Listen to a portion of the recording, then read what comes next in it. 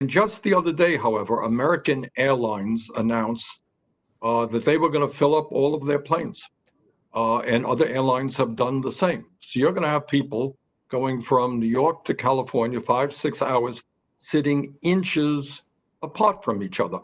And then you got buses all over America where people are kind of packed in like sardines. My question is, why hasn't the government, whether it's the CDC or the Department of Transportation, issued guidelines prohibiting those violations of what we all know to be common sense? Who wants to? Dr. Fauci, you want to start on that one there? Thank you, Senator. Well, I'm not the CDC, but I'd be happy to make a comment on that, and maybe Bob would also. I mean, obviously, that is something that is of concern.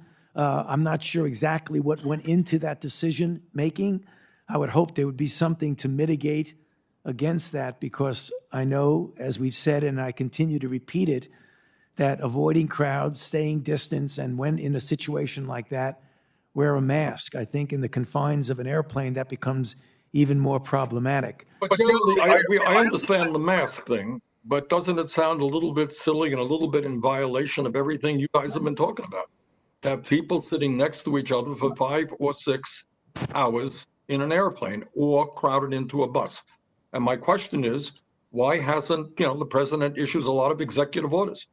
Why haven't we stopped that type of activity and told the airlines and bus companies that is unhealthy?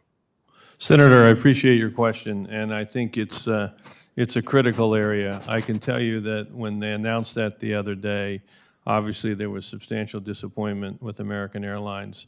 A number of the airlines had decided to keep the middle seat thing. I can say this is under critical review right now by us at CDC. We don't think it's the right message, as you pointed out. Again, we think it's really important in individuals that are in, whether it's a bus or a train or a plane, or social distancing to the degree that's feasible, and at least have a reliable face covering. So, okay. Well, I thank you, and I just hope very much that the CDC or the appropriate agency basically tells these companies that that is unacceptable behavior. They're endangering the lives of the American people.